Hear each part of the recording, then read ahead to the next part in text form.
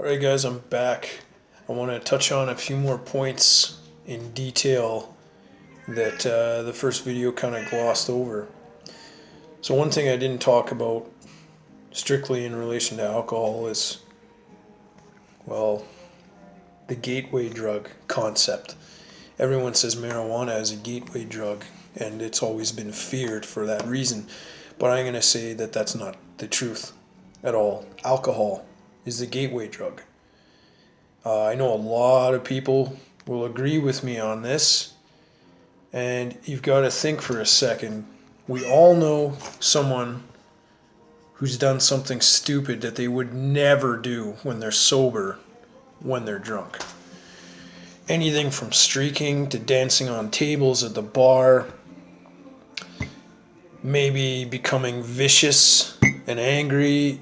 There's a full spectrum of things that can happen when a person loses their inhibitions. And one of these is saying yes to other things.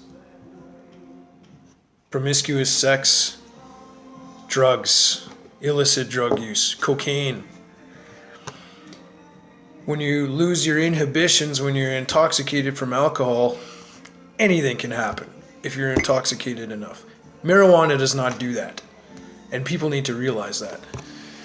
So in that sense, I'm going to say alcohol is way more dangerous. So when you stop drinking, really you're eliminating the possibility of any of those things happening. And like any young dude out there, I have my fair share of stories of stupid things that I've done when I was drunk and trouble it got me into. And I don't need to divulge details of what those things were. Some of my friends were there, and they've seen me at certain points do things that you just regret, right? The bottom line is that you regret the things that you do, right? So alcohol is a gateway drug. So second thing, to reiterate, the top 10 things that I feel sobriety has given me: organization, clarity. I feel way more organized now because I have a clear head. So all of these points sort of tie into each other, but really they all expand on each other. So I feel a lot more organized. Like I'm way more on the ball now, keeping up with just like taxes, keeping my files organized, my house clean, all the paperwork that needs to get done, birthdays, and important dates and events. I've been notorious in the past for being late or just not showing up. Part of that is my job, and part of that is just I didn't have a good system in place. But I feel like being sober, my head's not a mess, a muddy mess, and I can actually, it's so much easier. So energy and discipline, these two work together again as well. I have more energy because I'm disciplined. And it's easier to stay disciplined when you have energy. Things like getting up and going to bed at the same time every day, not deviating from the schedule way too much. I find that even staying up way too late just totally messes me up for days now too. The joys of getting old, right? Woo! But those are huge. Energy and discipline. It just makes everything else so much easier. Health. That's kind of obvious, I think. If you're not drinking, you're not damaging your body, risking getting sick with colds and whatever. And being hungover and staying home sick for stupid things like that or whatever. Eating healthy because you have the discipline and the schedule in place to cook for yourself, hopefully, and make decent meals. So focus, drive, and determination and motivation. These four all, again, kind of work together. Because I have the clarity and the organization, I have better focus.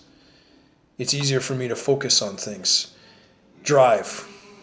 I feel a lot more driven now to succeed. I have long-term goals that maybe they were there, but they weren't concrete before, because I didn't know how to follow through with them or to enact a plan. And even though I wasn't drinking every day like an alcoholic or whatever, it's just without that sort of mental clarity and coming to peace with certain things in my life, it made it very hard for me to piece things together, what my future was going to be like. Excuse me, I've been burping all morning.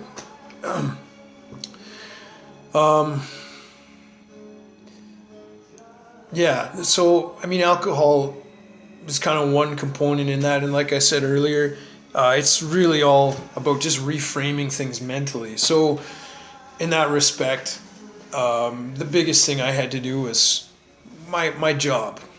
I felt ashamed that I was a truck driver for the first 4, 5, 6 years of doing this job. I felt ashamed. We get treated like shit. People don't respect us. They think we're all obnoxious, uneducated, ignorant, racist, possibly rapists, chauvinistic. What's the word? Misogynists. Just toxic, unhealthy, lazy, just terrible human beings. That's kind of what I gathered people think truck drivers as being, and it's not a profession that requires a significant amount of education or whatever, and it's not a great lifestyle, and so yeah, I felt ashamed. Shame is a terrible thing. And then I felt sort of this anxiety that came with that, because I'm like, well, I have to do something else. I need to do better for myself.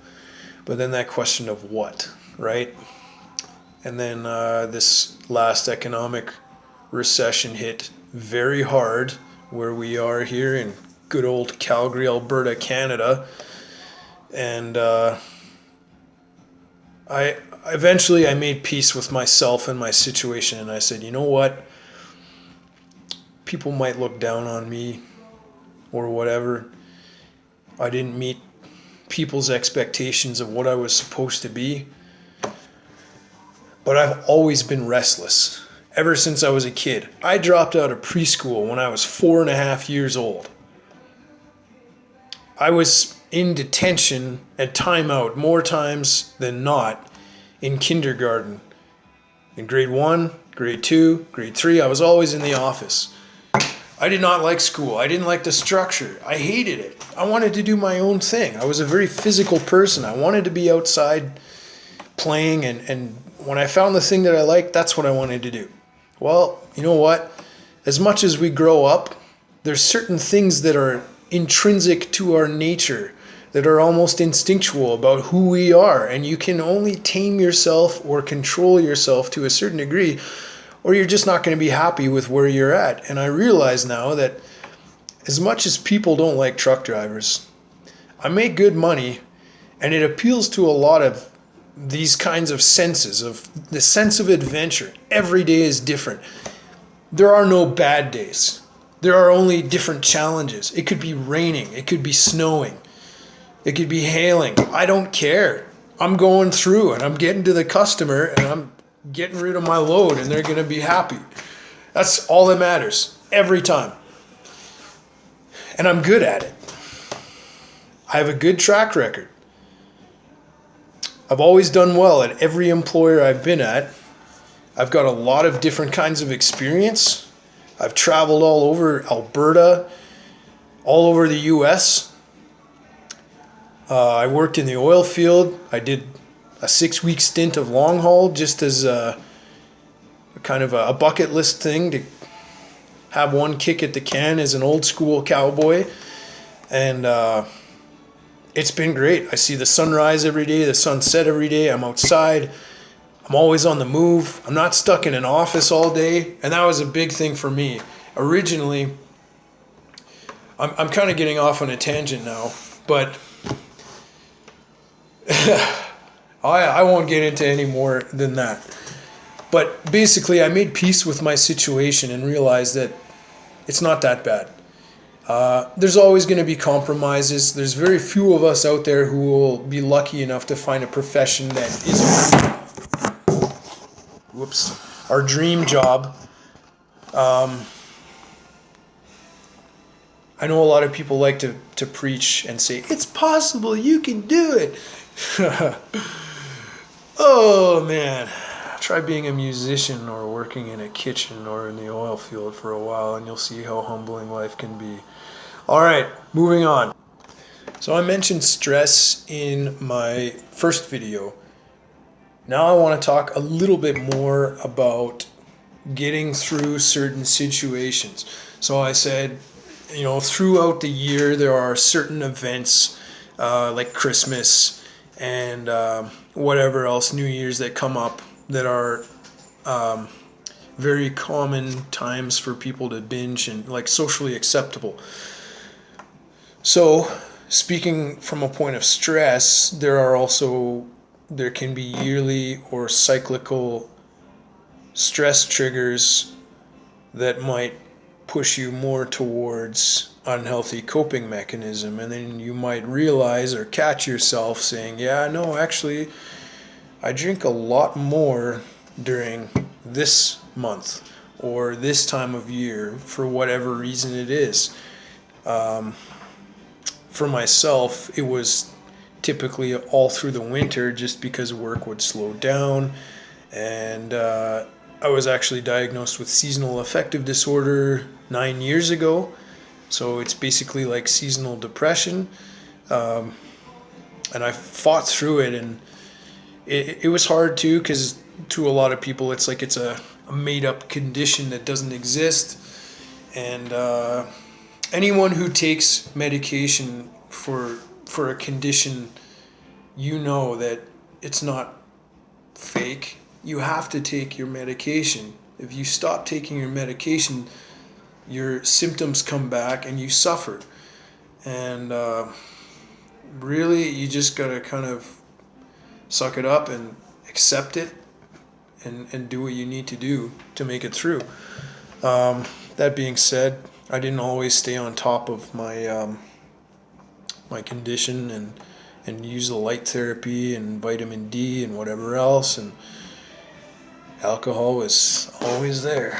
It's not good, but so getting through these stress triggers, then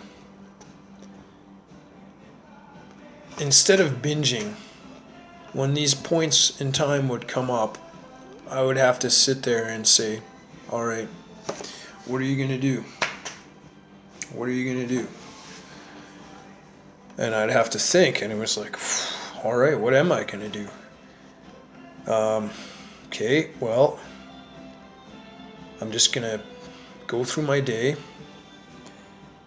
not drink, do what I have to make sure I can get to sleep at a decent time and that I'm relaxed when I go to sleep so that I can actually sleep and not just toss and turn for 4 hours. I'm going to make sure I get a good night's sleep then, wake up the next day. Tomorrow's a new day, and I'm going to start all over again. And as simple as that sounds, it's amazing how well it worked. A lot of these sort of anxiety-inducing stressors, the more you dwell on it, the worse it gets. And I've been told the same thing by everybody else. And it's not always easy to kind of like relax and work through it, but if you can train yourself to do that and not rely on unhealthy coping mechanisms, you'll see that it's actually not that bad. And in the long run, you'll benefit tremendously from it. Instead of being stressed out and worrying, that sort of toxic energy that builds up inside of you manifests and leads to other really unhealthy situations. It can, and eventually I'm sure it will. whether mild or serious. So that was kind of it. It was just I had certain stressors that would come up throughout the year, and some of them were maybe just old habits that I had to just kind of learn how to kill off, like weeds. Pull them out from the soil and throw them away. You don't need them anymore. They're not. That's not. You gotta plant healthy seeds. And well, it worked. A big thing for me though was the financial stress I had in 2016 and 2017. I got hit hard when oil crashed, and it was hard to get through that. I mean, the irony of drinking is that you're spending money that you don't really have. So, that's a big thing. But I already went over really healthy coping mechanisms. So again, I'll just do a quick recap. Gym membership, yoga. If you've never done it, yoga is fucking amazing. It's so good. Even as a dude who works out, or a girl, if you have a regular workout routine, whether it's cardio or resistance training, yoga is amazing. It's profound. I would really recommend that. Okay.